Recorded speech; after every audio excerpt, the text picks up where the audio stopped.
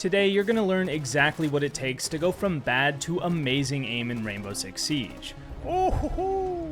Cooking! We'll cover everything from recoil control and flicking to common mistakes and staying consistent. Plus, I'll also be showing off a few hacks along the way that can instantly improve your aim.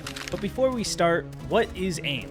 No, seriously, do you even know what aiming is? Aim is just the technical name for moving your crosshair around. Up and down, left and right, the speed at which you do it is all aim. If you're here to only improve that, the answer is simple. Just practice shooting balls for the rest of your life.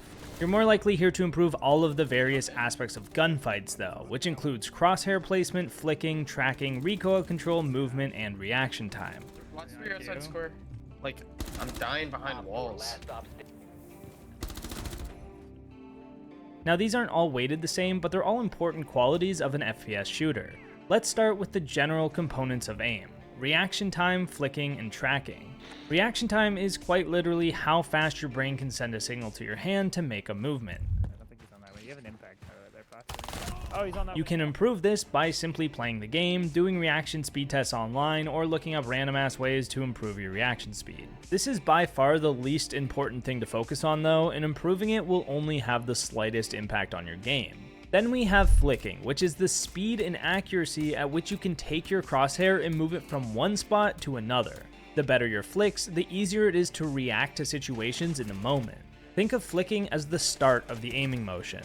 Then there's tracking, which is following a target as it moves across your screen. This is like the middle of the aiming motion, where you're now on the target and have to continuously land shots on it as it continues to move. Together, the three things make up the beautiful and important aim. You see a person, you react to that person, and then you keep aiming at them with the skill of tracking until they're dead. It sounds pretty simple, and really, it is that simple. The more you practice each individual component, the better your aim is overall. There you go, you can just click off the video, go practice, and you'll get better aim. But remember, aim is only a tiny piece of the puzzle when it comes to winning gunfights. So if you want to stay, I can show you all the other, much more important things to work on so that you can actually get better at shooting back.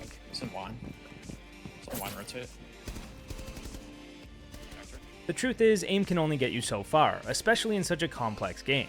Let's move on to the next piece of the puzzle, recoil. Like flicking and tracking, controlling recoil is a basic skill that can be practiced. Going into the shooting range and picking your worst gun only to shoot it over and over and over again is the only way to really improve it. That, or just playing the game. Anything that you'll ever learn can be broken down into basic components and improved upon, and that's no different with aiming in Siege. The more you practice, the stronger the muscle memory will become and the better recoil you'll have.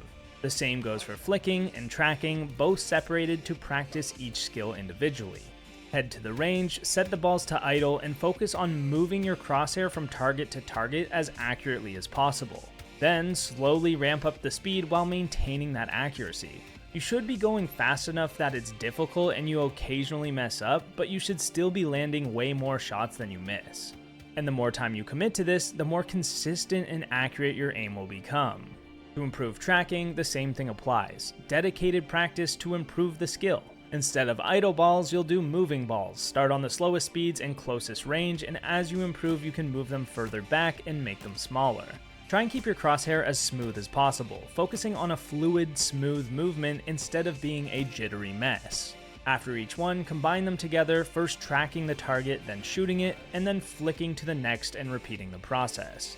Practicing these three things over time will improve your aim extremely quickly, even if it's just a few minutes a day. What would help even more is focusing on these individual aspects in your matches as you play them, but with a lot of other things going on, it can be difficult to remember to focus on these things.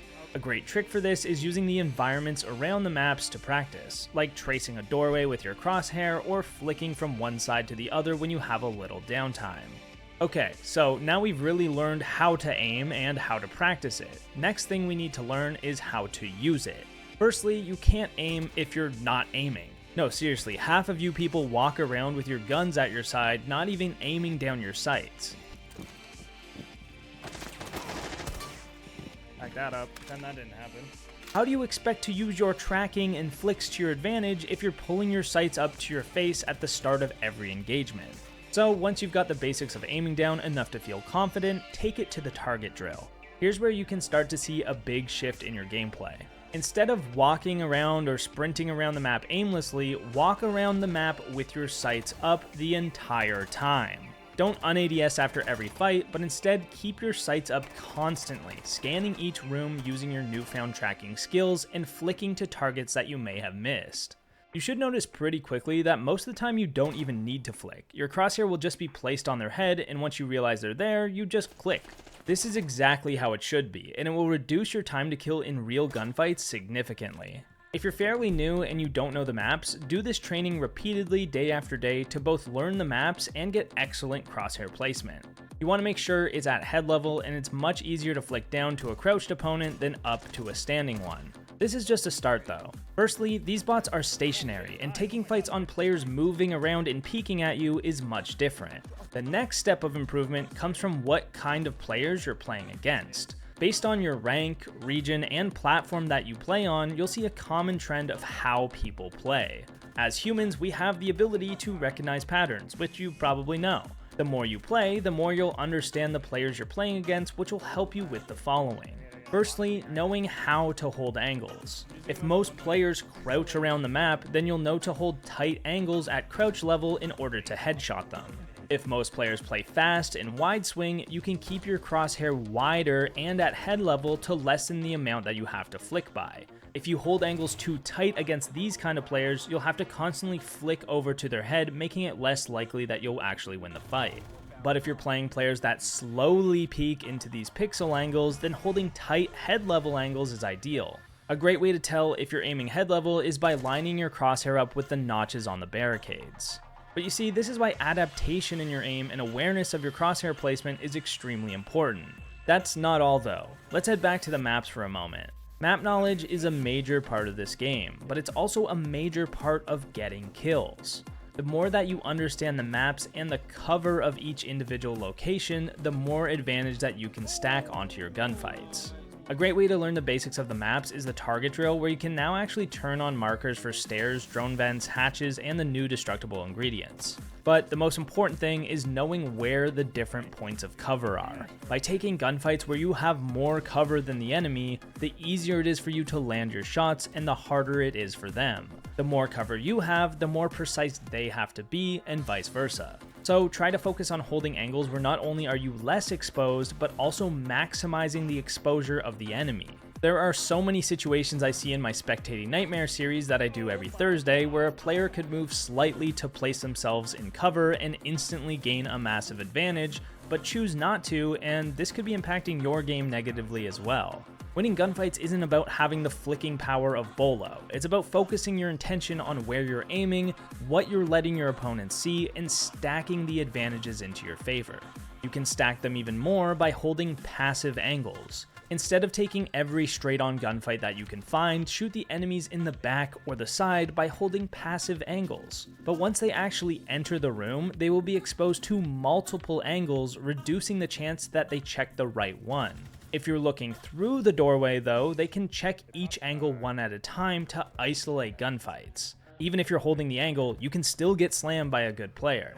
But when you're holding it passively, they aren't able to check every angle at the same time as they enter the room, meaning it's much less likely that they'll even be looking in your direction. Now, this is a lot of information I'm throwing at you, and if you actually want to improve at all of these skills to start taking your game to that next level, you need to focus on each individual skill one at a time. Don't try to go into a game and pull off every single thing that I've talked about, but just pick one specific element from here and go from there. You can switch it up from round to round or game to game, but focusing on one single skill to work on is how you'll actually improve. Let me know how it goes and subscribe for more tips in CJX. Help! Somebody! Anybody! Zeker? Help me! I have a Ace is child. now in top my square! room. Hey, don't touch that. Why is there a child in your room? Yeah, no, that's Ross. Yeah, Ross is thirsty. There's a child in his room. Zeke, I'm kind of trying to dial in right now. See, I'm playing my game. It's pretty sick, right? Why is there a Oh, child it's in two your room? top square. I don't know. He just walks upstairs sometimes. I gotta go take him back down.